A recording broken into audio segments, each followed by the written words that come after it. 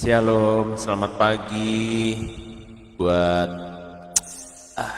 teman-teman dimanapun saudara dapat menonton live video dari Rumah Doa Segala Bangsa. Dan pada pagi hari ini saya akan kembali membawakan khotbah pengajaran pagi. Ya, hari ini adalah hari yang kelima ya, di bulan Februari. Ya, kita bersyukur sampai saat ini kiranya saudara juga saya bangun dalam tubuh yang sehat ya. Pagi hari ini saya tetap semangat hari ini untuk memberitakan kebenaran firman Tuhan melalui sosial media ini. Ya, teman-teman, mari kita berdoa dulu ya sebelum kita dengarkan firman Tuhan. Segala puji, hormat dan syukur kami Bapa, kami datang menghadap hadirat-Mu yang kudus pada pagi ini. Hamba mengucap syukur ya Tuhan. Terima kasih Bapa untuk sepanjang malam yang sudah kami lewati dalam istirahat tidur kami. Dan pada pagi hari ini kami boleh bangun di dalam tubuh yang sehat. Dan pada pagi hari ini sebelum hamba menjalankan segala aktivitas hari ini, Tuhan, kiranya akan khotbah pengajaran pada pagi hari ini, ya Bapa, boleh hamba sampaikan ya Bapa. Dan kami membutuhkan akan pengurapan-Mu yang baru. Urapi Tuhan. Ya Bapa, hamba dengan pengurapan Roh Kudus-Mu yang mengajar diri hamba ya Bapa. Dan ketika kebenaran firman-Mu Tuhan disampaikan, ya Bapa, Tuhan, Engkau sendiri yang beracara ya Bapa. Ya Tuhan, jamah ya Bapa buat saudara-saudara kami, teman-teman kami yang pagi hari ini melihat video dan mendengar kebenaran firman-Mu Tuhan. Tuhan, jamah mereka ya Bapa, bukakan mata hati mereka ya Bapa, singkapkan segala hal-hal yang terselubung dalam hati mereka agar kebenaran firman-Mu Tuhan dapat mereka terima. Milikilah Tuhan kami semua dengan kerendahan hati ya Bapa, agar firman-Mu yang hamba sampaikan Tuhan dapat boleh dimengerti. Dalam nama Tuhan Yesus, segala kuasa yang bukan berasal datang dari-Mu, yang mencoba menghalang-halangi, sudah dipatahkan kuasanya dalam nama Tuhan Yesus. Karena nama Yesus adalah nama di atas segala nama, dan nama yang berkuasa di bawah kolong langit ini. Tuhan, terima kasih, hamba siap. Hanya dalam nama Tuhan Yesus berbicaralah ya Allah Roh Kudus, hamba siap. Kami mengucap syukur, haleluya, amin. Ya, saudaraku yang saya kasih di dalam Tuhan, pada pagi hari ini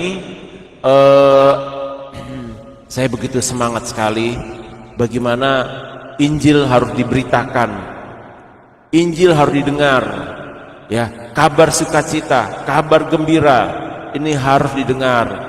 Saya bersyukur melalui sosial media saya bisa menyampaikan kabar sukacita ini sampai dimanapun juga ya, buat sahabat-sahabat saya, teman-teman saya yang ada di Jepang, yang ada di Hong Kong, yang ada di Singapura, yang ada di Filipina, yang ada di Australia, yang ada di Sulawesi, yang ada di Kalimantan, yang ada di Ambon, yang ada di Papua, yang ada di Pulau Jawa ya, dan juga teman-teman pelaut saya yang ada di tengah laut ya. Mungkin mereka tidak dengar, tapi percayalah bahwa doa saya ada buat saudara ya.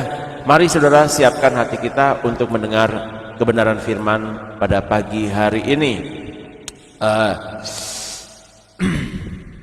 Khotbah pagi ini teman-teman ya, hari yang kelima di bulan Februari ini ya. Saya ambil dari dasar firman Tuhannya dari Efesus 4 ayat 32, dan saya berikan judul mengandalkan Tuhan dalam relasi. Ya, saya ulang lagi, judul khotbah pengajaran pada pagi hari ini adalah mengandalkan Tuhan dalam relasi, sesuai dengan Efesus 4 ayat 32 sebagai landasan firman Tuhan. Saudaraku yang saya kasih, saya mau juga menyampaikan kebenaran firman Tuhan ini dari latar belakang dan konteks penulis sesuai dengan hermeneutiknya, ya. Jadi tidak tiba-tiba, tapi saya harus menjelaskan latar belakang penulisan dari surat Efesus 4 ini, ya. Kalau saudara membaca di dalam Alkitab, Anda bisa buka Alkitab saudara, Anda bisa buka Alkitab saudara yang ada di HP ataupun komputer. Kita membaca Efesus 4, perikopnya di sana adalah manusia baru. Ya, manusia baru. Namun sebelum ke sana, saya akan masuk di dalam siapa penulis surat Efesus ini. Adalah Rasul Paulus, ya.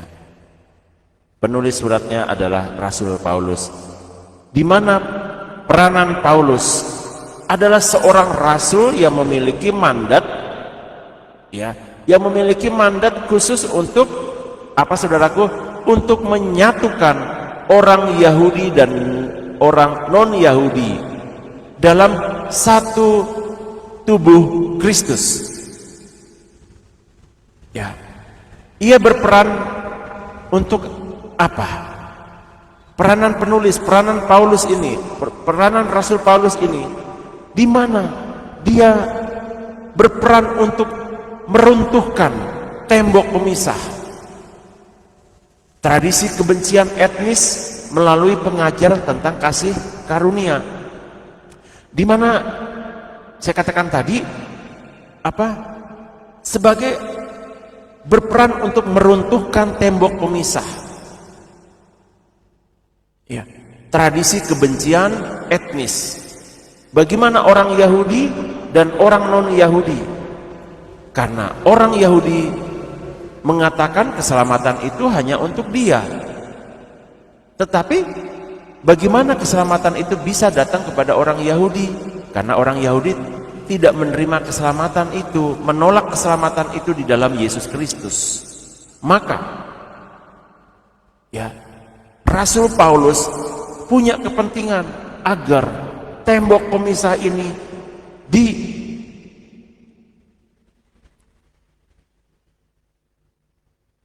dapat dijelaskan bahwa keselamatan itu, kalau orang Yahudi menolak keselamatan dengan kedatangan Yesus, tetapi keselamatan itu juga datang kepada orang non-Yahudi yang mau menerima kabar keselamatan itu di dalam Yesus Kristus. Ya, jadi itulah peranan dari Rasul Paulus. Ya, dia adalah seorang rasul, bahwa di dalam penginjilannya keluar dari Israel, keluar dari wilayah orang-orang Yahudi, keluar untuk mengabarkan kabar keselamatan. Itu juga diterima kepada orang-orang yang ada di luar sana, dan pembahasan saat ini adalah Efesus, di kota Efesus, ya. Saudaraku, melalui pengajaran apa Rasul Paulus ketika sudah bertobat, ya, menjadi seorang rasul, dia ingin mengajarkan kepada jemaat di luar Yahudi. Salah satunya adalah di kota Efesus. Ya, waktu penulisan ini adalah sekitar tahun 60 sampai tahun 62, saat Paulus berada di dalam penjara di Roma. Ya, maka tulisan-tulisan Rasul Paulus di dalam penjara itu kita katakan sebagai salah satu pengajaran prison epistles, ya, surat yang dibuat di dalam penjara. Ya, saudaraku, nanti saya akan masuk surat-surat Rasul Paulus yang ditulis dalam penjara untuk orang-orang non-Yahudi, karena ini membutuhkan pembahasan lagi, ya. Salah satu eh, prison episteles yang ditulis oleh Rasul Paulus di dalam penjara. Ya. Kemudian saudaraku, di dalam jemaat Efesus, ya, jemaat Efesus adalah masyarakat yang kosmopolitan, yang sangat plural, yang bermacam-macam, ya. Terjadi gesekan antara latar belakang budaya yang berbeda. Paulus menulis pasal 4 untuk menegaskan bahwa menjadi Kristen bukan sekedar pindah agama. Ya, menjadi Kristen bukan hanya sekedar pindah agama. Kalau saudara membaca Efesus pasal 4, ya, di sana kita ditolong dengan perikop manusia baru. Jadi manusia baru itu manusia benar-benar baru, yang sebelumnya tidak ada menjadi ada, yang sebelumnya Anda tidak mengenal Yesus jadi mengenal Yesus. Dan itulah, ya, perikop menjadi manusia baru berdasarkan pengajaran Tuhan Yesus itu seperti apa. Ini yang ingin saya jelaskan. Jemaat di Efesus adalah masyarakat yang kosmopolitan, yang sangat plural, berbagai macam menerima pengajaran-pengajaran, ya, sampai tidak tahu mana yang benar karena plural, berbagai macam apa latar belakang budaya yang berbeda-beda. Nah, ini yang akan menjadikan orang Efesus banyak terjadi gesekan karena latar belakang budaya mereka yang berbeda-beda.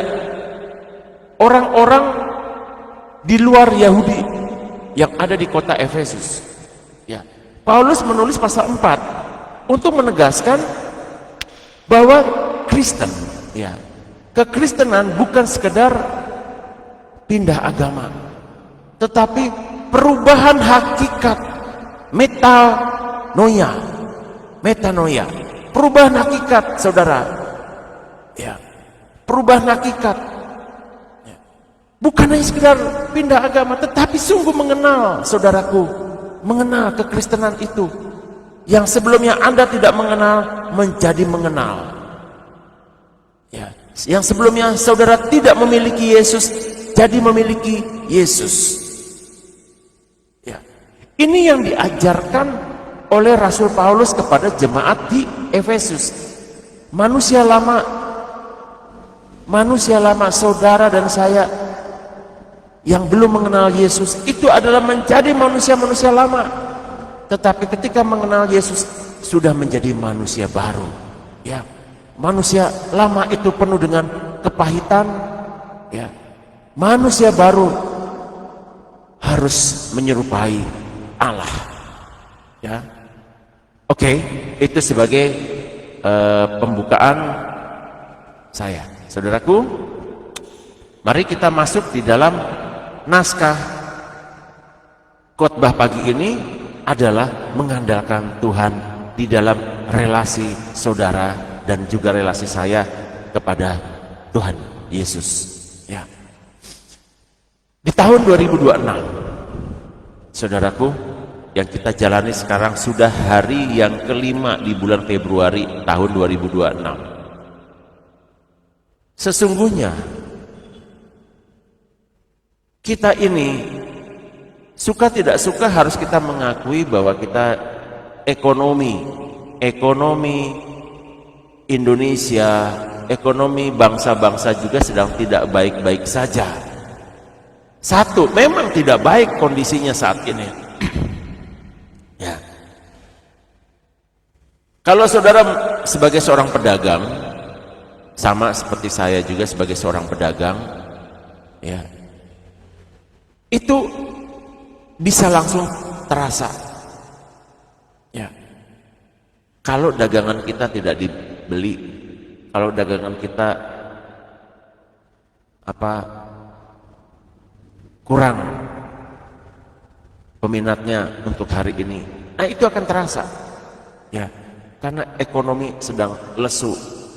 Itu terasa banget bagi para pedagang. Ya. Maka tahun 2026 bukan hanya terjadi krisis ekonomi atau teknologi, tetapi kita ditambah lagi dengan krisis relasi. Ya. Tadi saya katakan tahun 2026 masalah terbesar manusia tahun 2026 bukan hanya krisis ekonomi atau teknologi. Jadi saudara, ketika saya menyampaikan krisis ekonomi dan krisis teknologi, Anda berpikir, ya, berpikir maksudnya apa Pak Riki, krisis teknologi? Ya, kita betapa instannya kita menerima berita-berita. Ya, berita-berita di mass media tidak bisa terbendung lagi. Semuanya sudah open source. Semuanya dapat kita terima dengan sangat cepat. Manusia bisa mencari berita dengan sangat cepat. Masalahnya jika saudara maupun saya tidak hati-hati di dalam memanfaatkan teknologi, Anda akan mengalami krisis. Anda akan cepat untuk menghakimi orang lain. Karena beritanya ada di dalam tangan kita. Kita menerima berita dari luar, entah itu benar, entah itu salah, kita tidak pernah tahu, apalagi sudah dikemas dengan AI.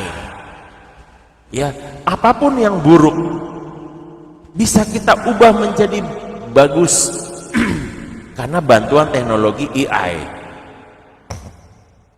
Saudaraku, ini yang saya katakan krisis ekonomi iya, krisis teknologi iya. Mudah sekali sekarang orang ingin mencari like, ya, ingin mendapatkan pengakuan dari orang lain, maka minta di like saya. Nah, itu baik, nggak ada masalah, tetapi saudara juga harus mulai belajar bahwa semua berita-berita yang saudara tangkap dari sosial media, ya, berita itu juga harus di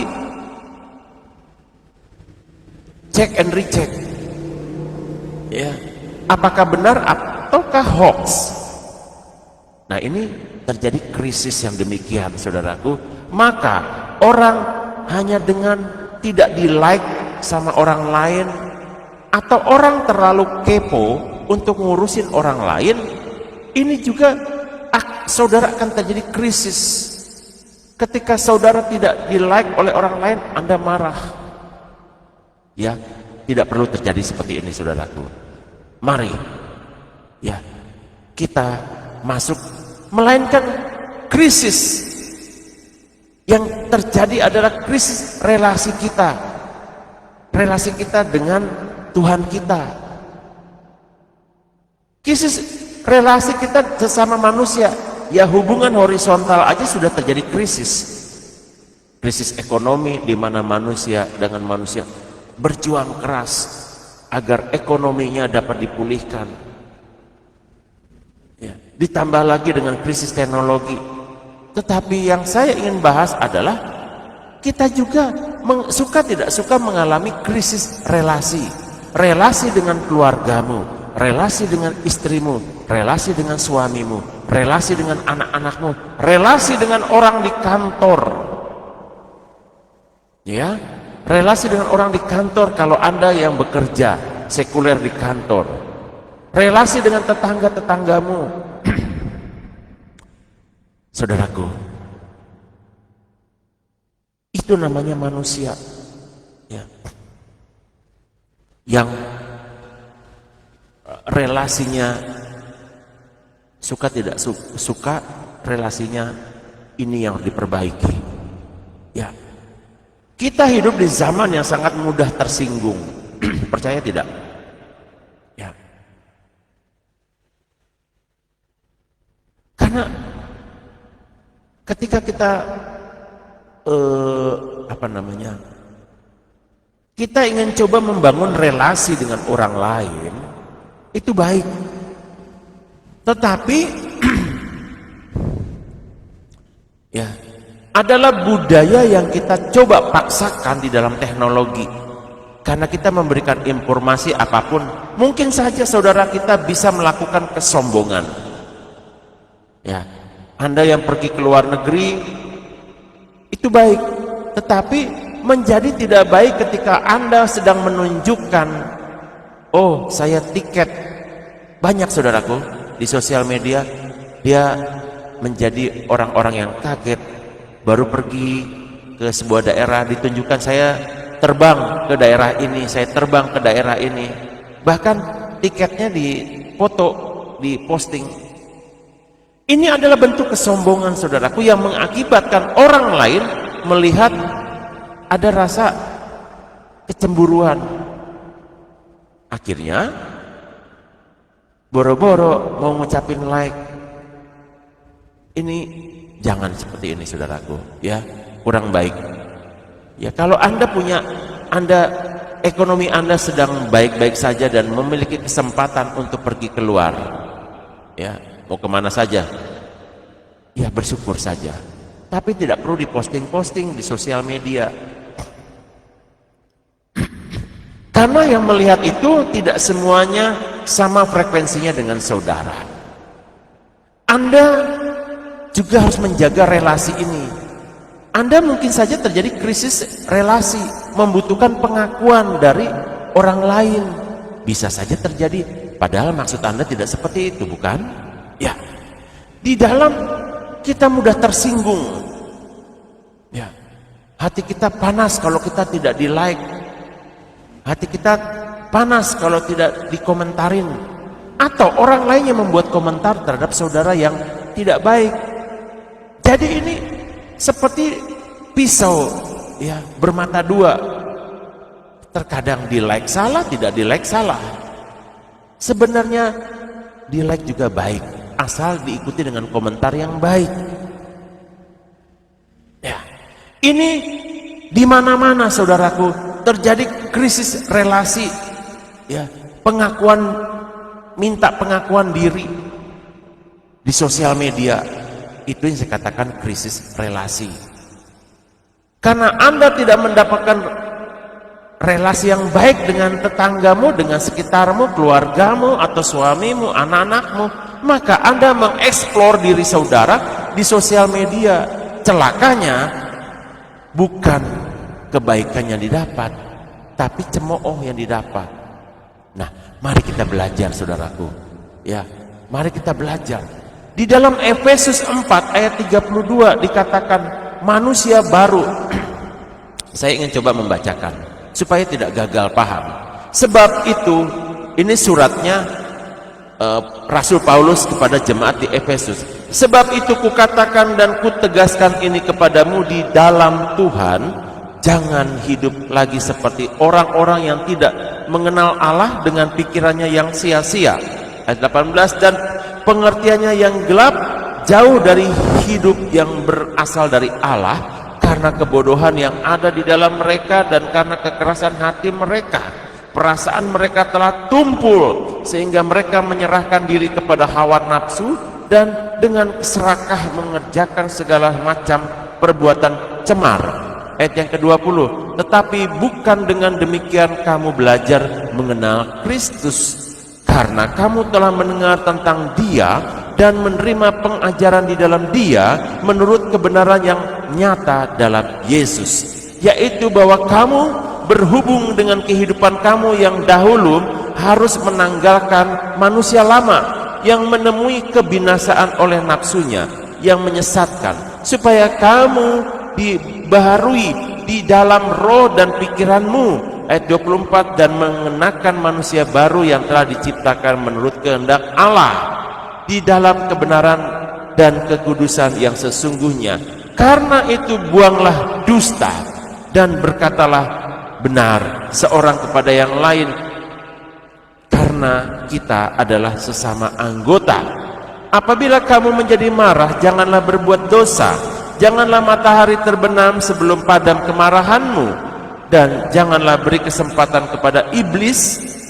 Orang yang mencuri, janganlah ia mencuri lagi, tetapi baiklah ia bekerja keras dan melakukannya pekerjaan yang baik dengan tangannya sendiri, supaya ia dapat membagikan sesuatu kepada orang yang berkekurangan. Ayat 29, janganlah perkataan kotor keluar dari mulutmu, tetapi pakailah perkataan yang baik untuk membangun di mana perlu, supaya mereka yang mendengarnya beroleh anugerah. Janganlah mendukakan Roh Kudus Allah yang telah memeteraikan kamu menjelang hari penebusan. Segala kepahitan, kegeraman, kemarahan, kegaduhan, dan fitnah hendaklah dibuang dari antara kamu. Demikianlah pula kejahatan. Ayat yang ke-32, tetapi hendaklah kamu ramah seorang terhadap yang lain, penuh kasih mesra dan saling mengampuni, sebagaimana Allah di dalam Kristus telah mengampuni kamu. Ya, saudaraku, Efesus, Rasul Paulus menulis pasal 4, ya, surat Efesus pasal 4 ini, ya, di mana eksegetisnya dan hermeneutiknya, mari saudara kita lihat. Dalam konsep manusia baru, relasi, ya, relasi saudaraku, relasi kita harus bergeser dari ego kita kepada relasi kepada Kristus. Manusia memiliki ego, saya juga memiliki ego, Anda juga memiliki ego. Mari kesampingkan egonya kita arahkan egonya kita kepada Yesus Kristus. Jadi saudara dan saya ini yang ingin selalu kita bicarakan egonya kita untuk membicarakan tentang Tuhan Yesus. Ya. Bagaimana saudara mau menjelaskan, mau menceritakan tentang Tuhan Yesus kalau saudara masih menjadi manusia lama? Konsep manusia baru di dalam Efesus 4 ini, saudaraku, saya bagi menjadi 3 pembahasan. Satu, di ayat yang ke-32, ya, tetapi hendaklah kamu ramah. Ya. Saudaraku,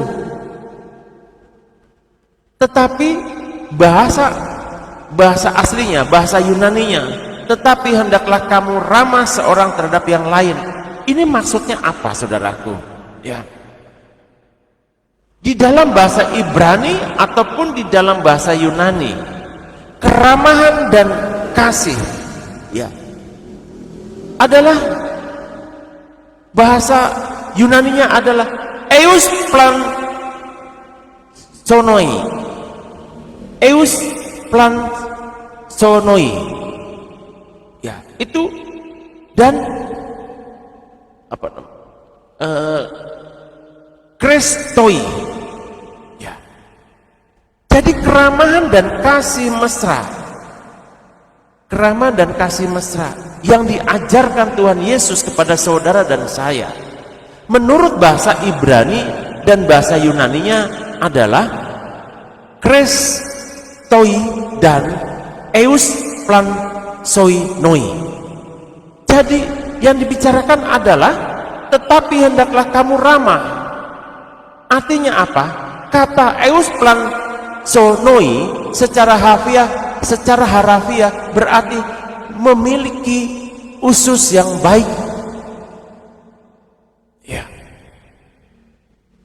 Dari dalam hati kita atau perasaan mendalam dari lubuk hati kita. Jadi eus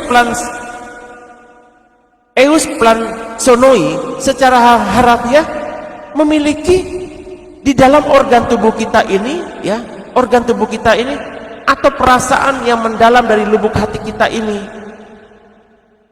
ya, adalah keramahan yang ada di dalam diri kita ini, ya, keramahan dan kasih mesra di dalam Yesus. Itu juga yang harus saudara pelajari, bahwa keramahan dan kasih mesra harus kita miliki, saudaraku, sesuai dengan bahasa Ibraninya, ya, Eusplansonoi secara harfiah memiliki usus yang baik, memiliki organ tubuh yang baik untuk bisa ya menyampaikan perasaan yang mendalam dalam lubuk hati saudara kepada orang lain. Ini bukan sekedar sopan santun palsu, bukan. Saudara dan saya memiliki otak, ya. Ketika otak saudara ini berpikir, tetapi input yang kita isi dalam otak kita adalah perkara yang negatif, maka outputnya akan menjadi negatif. Tidak demikian. Kata eusplansonoi secara harfiah berarti perasaan yang mendalam dari lubuk hati saudara. Seperti saya, saudaraku, pagi hari ini saya memiliki perasaan Tuhan bawa hidup saya. Bagaimana saya menginjili saudara, bagaimana kabar amanat agung ini dapat didengar oleh saudara. Karena saya tidak bisa pergi ya kemana-mana, tidak bisa melalui sosial media ini. Saya ingin membagikan kebenaran firman Tuhan ya di sosial media, maka saya bisa membagikan buat teman-teman saya yang ada di belahan dunia lain, yang ada di Israel, yang ada di Jepang, yang ada di Hong Kong, yang ada di Singapura, yang ada di Australia, di seluruh Indonesia. Saya bisa, saudaraku. Ya, ini kerinduan saya dalam diri saya. Ya, karena saya tidak bisa meninggalkan rumah, maka dengan keterbatasan saya melalui penginjilan ini, saudaraku, bahwa amanat agung ini harus saya beritakan. Tetapi saya ingin mengajar saudara mungkin dari hal yang paling basically, bahwa maka khotbah pagi ini saya selalu ajarkan ini adalah khotbah pagi pengajaran, supaya Anda mendapatkan basically dulu ya. Ketika Anda mengerti, Anda silakan Anda bisa mencari tempat rumah ibadah di mana Anda bisa berkomunitas di sana. Luangkan waktu, saudaraku. Ya. Bahwa ini bukan sekedar sopan santun yang palsu. Di sosial media itu banyak orang yang melakukan sopan santun yang palsu. Di dalam kepolitikan itu adalah sopan santun yang palsu. Ya. Anda ingin saya cerahkan bahwa sopan santun bukan yang palsu, tetapi yang memang datang dari lubuk hati saudara. Kalau saya punya kemampuan untuk mengajar, saya ingin mengajar, saudaraku. Ya, tidak ada pesan lain selain amanat agung ingin bisa saya sampaikan ke dalam telinga saudaraku. Ya, saya bersyukur. Kiranya Tuhan juga memberkati saudara ketika saudara mendengar kebenaran firman Tuhan ini. Jadi pesan hermeneutiknya ya, ketika kita membaca di dalam Efesus 4 ayat 32, mengandalkan Tuhan berarti mengizinkan Roh Kudus mengubah isi hatimu. Isi hatimu, isi hati saya yang keras menjadi lembut, sehingga kita bisa merasakan penderitaan orang lain. Ini adalah pesan hermeneutiknya ketika kita membaca, tetapi hendaklah kamu ramah seorang terhadap yang lain. Tuhan Yesus mengajarkan hal ini.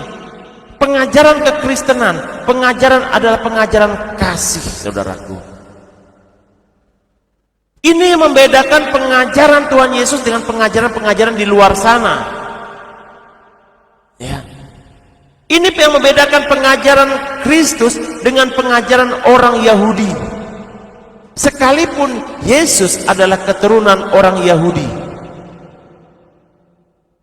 Ya. Karena yang menyalibkan Yesus juga adalah orang Yahudi. Murid-murid Yesus juga adalah orang Yahudi. Ya. Jadi saudaraku, ya, pengajaran kekristenan, pengajaran yang saya sampaikan kepada saudara itu adalah pengajaran kasih anugerah. Menjadi manusia baru.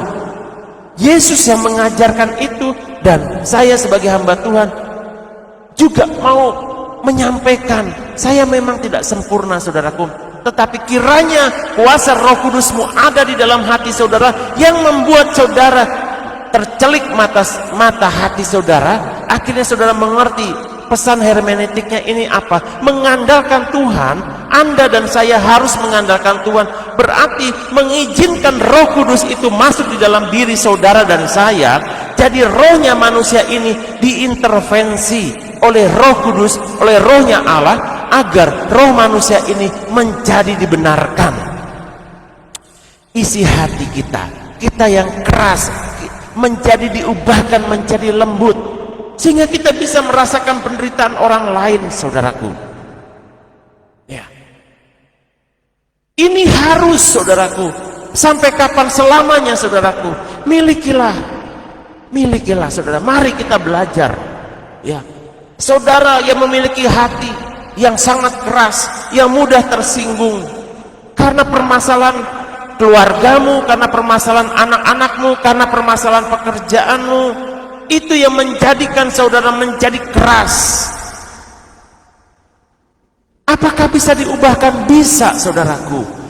Ya, bisa. Sama seperti saya adalah pribadi yang sangat keras saudaraku. Ketika kebenaran firman Tuhan ini mengajar hidup saya, ya, Roh Kudus menolong diri saya.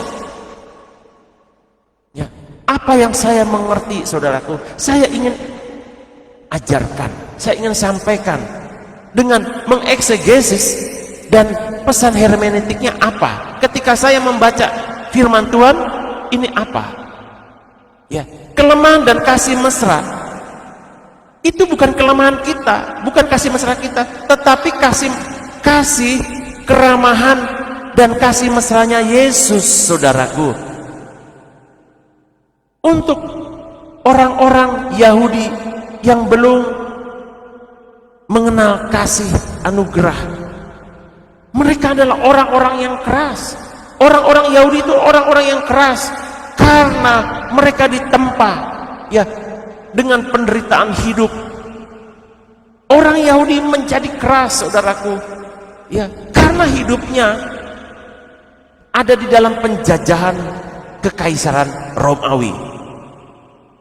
Mereka ingin berontak, mereka ingin merdeka.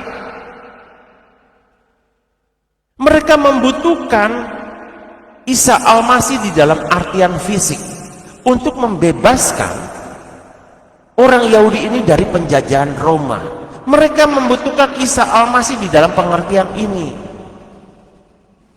Tetapi Yesus datang bukan untuk membebaskan secara fisik, tetapi secara roh mula yang dibebaskan, supaya rohnya manusia ini mau diintervensi oleh rohnya Allah. Maka itu bukalah hatimu, ya.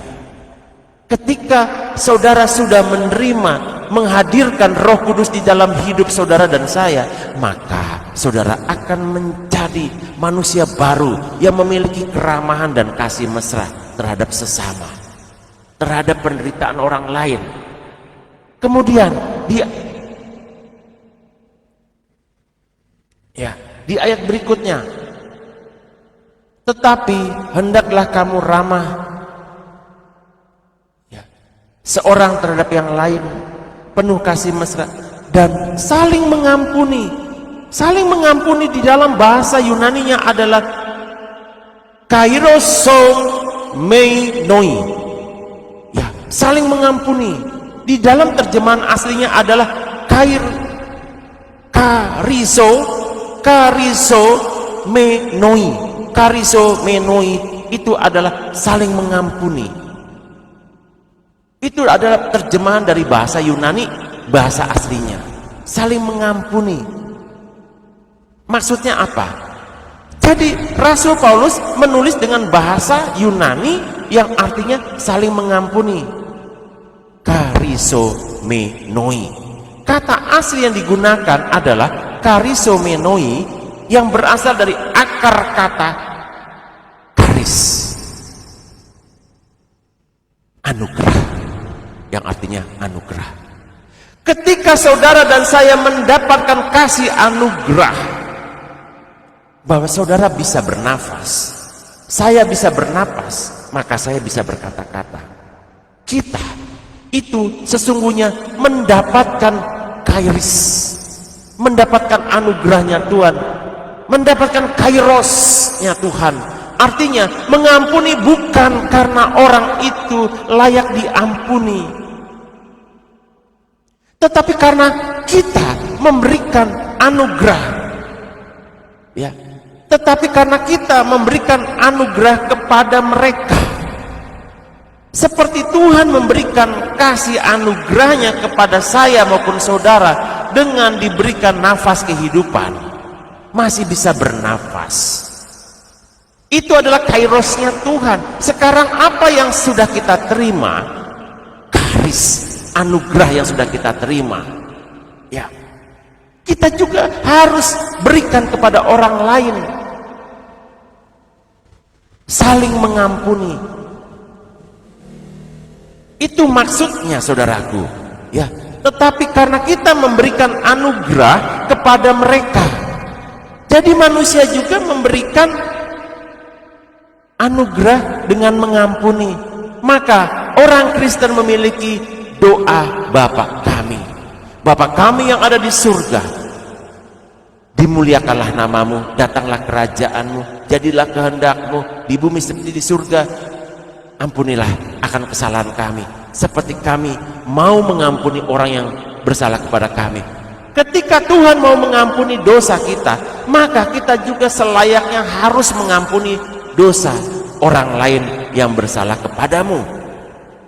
Ya, saling mengampuni. Saudaraku, anugerah yang saudara terima itu harus saudara kembalikan. Karena Tuhan Yesus mengajarkan kepada kita, yang setelah kita dapat, kita juga impartasikan kepada orang lain, sekalipun itu musuhmu. Karena itulah pengajaran Yesus, pengajaran kasih, saling mengampuni. Ya, kita tidak bisa mengampuni dengan kekuatan sendiri, saudaraku. Kita tidak bisa. Maka manusia duniawi akan mengatakan, aku tidak bisa mengampuni dia karena dia begini, begini, begini, begini. Karena saudara mengandalkan kekuatan sendiri. Karena saudara tidak belajar kairosnya Tuhan memberikan kasih anugerah kepada saudara dan saya. Dengan kita bisa bangun pagi saja, artinya ada nafas kehidupan yang diberikan kepada saudara dan saya. Ini merupakan kasih anugerah. Siapapun orang yang jahat, orang yang baik, Tuhan masih memberikan kesempatan hidup kepada saudara dan saya. Nah, ini dimaknai, saudaraku, kalau Tuhan masih memberikan kasih dan anugerahnya ya kepada saya, maka saya juga memberikan kasih saya dalam kehidupan saudara, berupa pengajaran pagi hari ini, berupa khotbah pada hari ini. Jadi bukan mengandalkan kekuatan sendiri, saudaraku, bukan itu. Ya, kita hanya bisa mengalirkan pengampunan yang sudah kita terima dari Tuhan, karena di dalam doa Bapa kami kita mengatakan, ampunilah kesalahan kami. Yang bisa mengampuni itu adalah Tuhan. Kita hanya bisa memohonkan kepada Tuhan, ampunilah kesalahan kami. Nah, ketika Tuhan sudah mengampuni kita, maka itu seperti kami juga mau mengampuni orang yang bersalah kepada kami. Itu maksudnya, saudaraku. Jadi, ya, anugerah yang engkau berikan harus saudara bagikan kepada orang lain dengan melepaskan, ya. Dengan kita mengalirkan pengampunan, ya, yang sudah kita terima, kita bagikan lagi. Ya sudah, saya mengampuni kesalahan suami saya mengampuni kesalahan istri saya mengampuni kesalahan anak-anak saya mengampuni kesalahan mertua saya mengampuni relasi saya. Ini yang diajarkan, saling mengampuni, saudaraku. supaya saudara dan saya itu boleh menjadi manusia baru. Karena tidak mungkin saudara menjadi manusia baru kalau saudara tidak mengerti pengajaran ini, saudaraku. Ya. Jadi, saudaraku, di ayat yang ke-32 dikatakan Paulus memberikan pola horizontal antara kehidupan manusia dengan sesama manusia. Itu ditentukan oleh hubungan vertikal saudara dengan Tuhan. Ketika saudara bisa berdoa, Bapa kami, itu sedang berdoa. Yesus sendiri yang berdoa, Bapa kami dalam surga. Kita melihat teladan Yesus berdoa di Taman Getsemani kepada Bapaknya. Dan teladan itulah yang dicontoh oleh murid-muridnya. Dan murid-muridnya itu memberikan pengajaran kepada rasul-rasulnya. Dan para rasul itu mengajarkan kepada murid-muridnya. Kepada saudara dan saya sebagai hamba Tuhan. Nah, pemahaman ini harus Anda mengerti. Di mana ayat yang ke-32 dikatakan sebagaimana Allah di dalam Kristus telah mengampuni kamu. Ya. Sebagaimana Allah, bukan sebagaimana manusia, karena manusia itu bukan Allah. Paulus memberikan pola hubungan horizontal yang dicontohkan, ya, kita dengan sesama, hubungan sesama bisa terjalin baik. Hubungan horizontal manusia dengan manusia, saudara dengan saudara. Apakah bisa terjalin hubungan yang baik? Siapapun Anda, apapun jabatan Anda, ketika saudara mengerti, saudara tidak bisa menjalin hubungan dengan sesama dengan nilai-nilai yang baik kalau saudara hubungan relasi saudara dengan Tuhan Yesus buruk. Ya, karena ditentukan oleh hubungan vertikal, hubungan Allah dengan kita, hubungan Allah dengan kita, hubungan Yesus Kristus dengan saudara dan saya. Mengandalkan Tuhan dalam relasi berarti berhenti menjadikan luka hati sebagai patokan. Ketika kita mau membangun hubungan relasi, ya, hubungan Tuhan, tangan Tuhan itu selalu terbuka, saudaraku, menanti-nantikan saudara dan saya. Jadi, mengandalkan Tuhan dalam relasi berarti berhenti menjadikan luka sebagai patokan.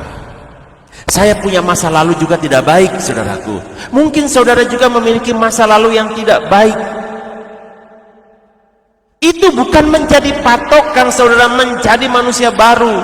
Ketika saudara mendengar kebenaran firman Tuhan pagi hari ini, ya, manusia lamamu diubahkan, ya, dan mulai menjadikan salib Kristus sebagai standar bagaimana kita memperlakukan orang lain. Ya.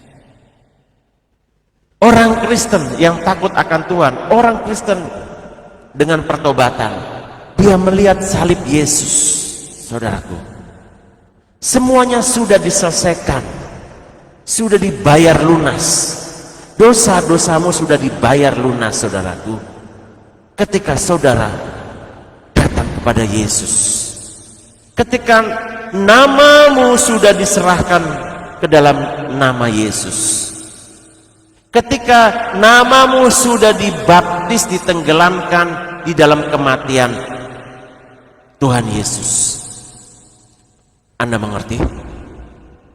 Jadi di ayat yang ke-32 dikatakan sebagaimana Allah di dalam Kristus telah mengampuni kamu. Standar sebagaimana Allah, hanya Allah yang bisa mengampuni kamu. Kalau manusia tidak akan mungkin bisa mengampuni kamu jika manusia itu belum ada di dalam pertobatan. Jika manusia itu belum menjadi manusia baru, tidak akan pernah mungkin, saudaraku. Ya, kita bisa, saudaraku.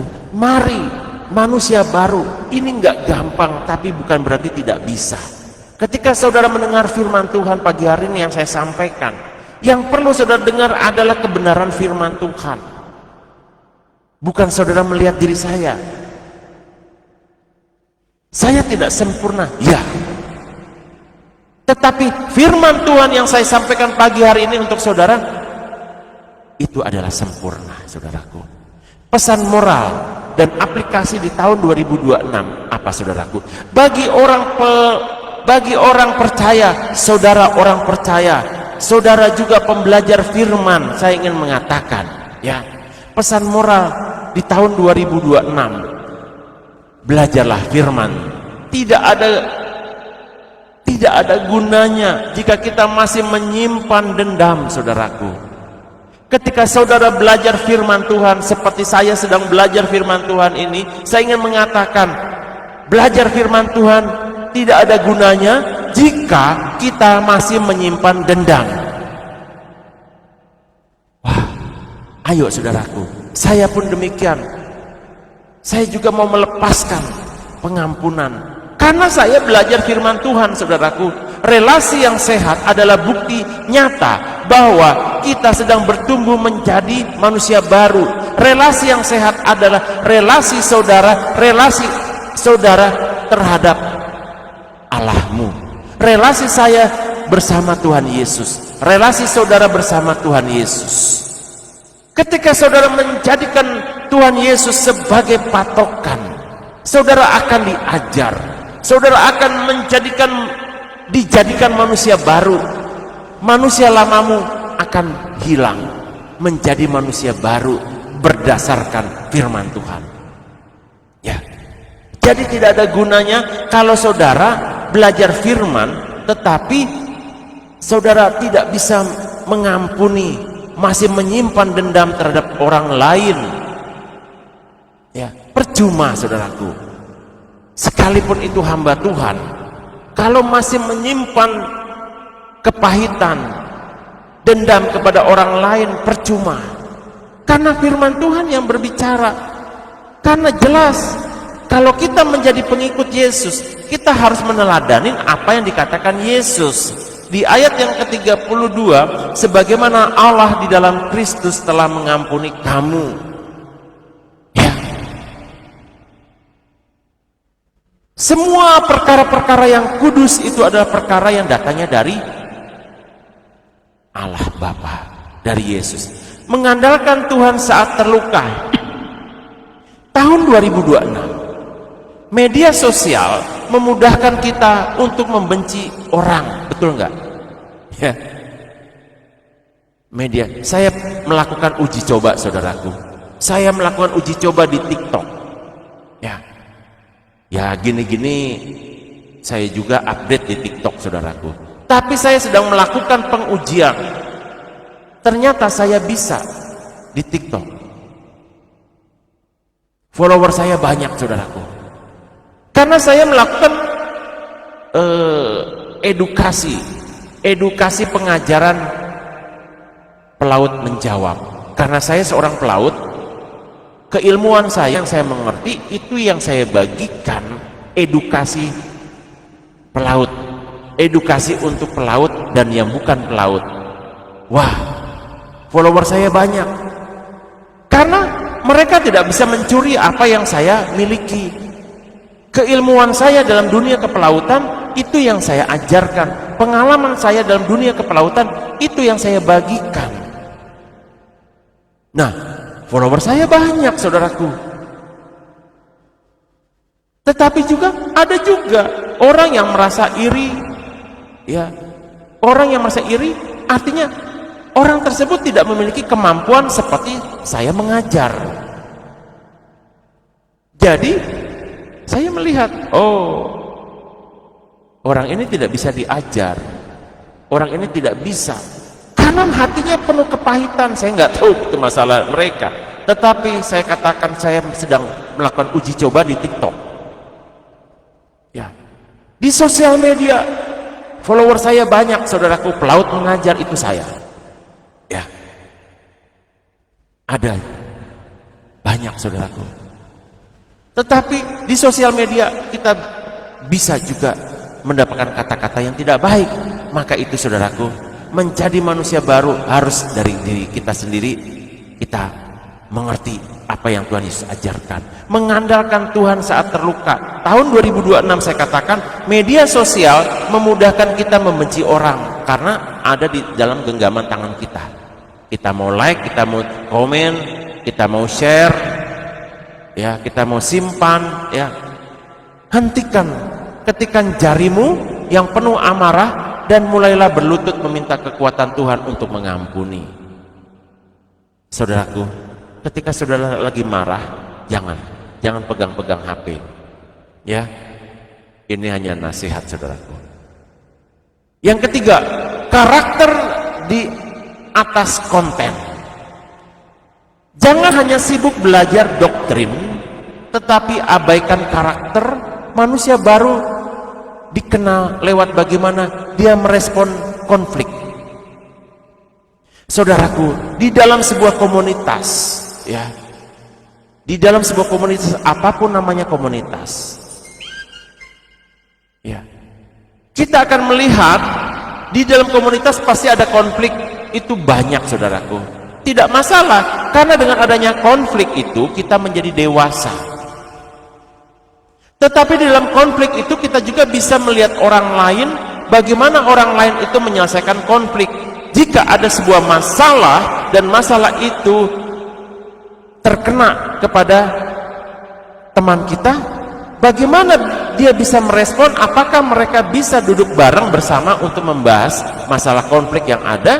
Tetapi mereka malah pergi curhat di sosial media. Pengakuan jangan dicontoh, ya, karena kita tidak terhindar.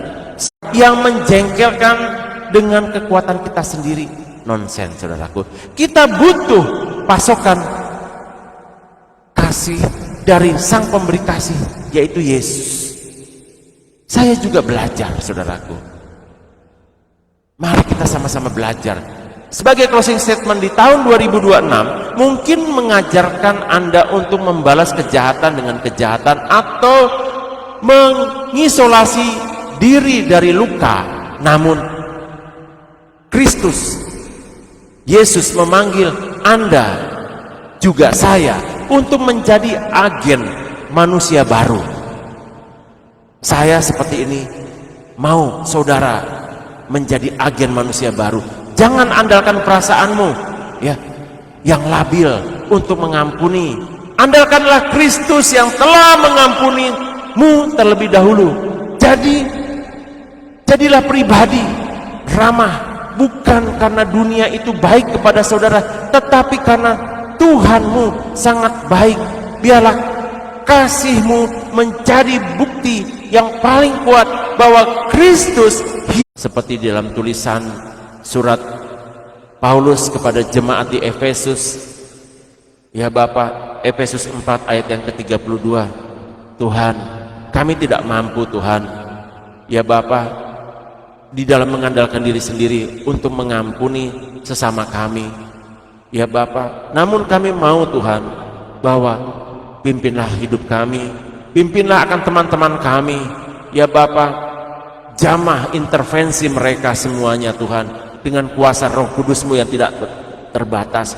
Orang yang belum mengenal Yesus menjadi mengenal Yesus, ya Bapa. Ya Tuhan, dalam nama Tuhan Yesus, segala kekuatan kuasa-kuasa kegelapan, ya Bapa, yang menutup mata hati mereka untuk datang kepada Yesus, ya Bapa. Ya Tuhan, kami patahkan, ya Bapa, segala roh-roh yang menghalangi, segala roh-roh yang menyelubungi mata hati mereka terbuka dalam nama Tuhan Yesus. Ketika mereka, ya Bapa, hati mereka membuka seluas-luasnya untuk Roh Kudus-Mu yang mengajar, yang mendidik, Bapa, maka terjadilah pemulihan, ya Tuhan. Kami boleh menjadi manusia baru Tuhan, seperti yang Engkau inginkan. Bapa, terima kasih, berkati semua teman-teman kami yang sudah mendengar live video ini, Tuhan, agar mereka di hari-hari besok Tuhan, ya Bapa, selanjutnya mereka senang mendengarkan kebenaran firman Tuhan. Bapa, terima kasih, berkati Tuhan hari ini. Hamba akan melakukan segala aktivitas dalam pekerjaan hamba sebagai seorang pedagang. Berkatilah akan rumah ini, berkatilah Tuhan akan usaha yang hamba jalankan dibuat berhasil. Berkatilah kedua tangan hamba, apapun yang hamba lakukan buat berhasil. Dan berkatilah juga Tuhan buat teman-teman kami yang pagi hari ini sudah menonton. Ya Bapa, hamba berdoa di dalam nama Tuhan Yesus, Tuhan juga memberkati hati mereka, sucikan dan kuduskan hati mereka, dan berkati segala pekerjaan apapun yang dikerjakan oleh tangan mereka dibuat berhasil. Dalam nama Tuhan Yesus aku mengucap syukur, haleluya, amin, amin, amin. Ya, saudaraku, terima kasih. Khotbah pagi ini memang khotbah pengajaran, dan saya selalu berangkat dari khotbah pengajaran agar nanti kalau saudara sudah mengerti, ya saya bisa langsung ke tujuan. Tapi saya ingin menjelaskan, karena rumah doa segala bangsa ini adalah tempat bengkel, saudaraku, di mana banyak anak-anak Tuhan yang tertolak di luar sana. Ya Pak, kita ajar di sini agar mereka bisa menjadi manusia baru. Oke, teman-teman, God bless you. Tuhan Yesus memberkati kita semua. Amin. Haleluya.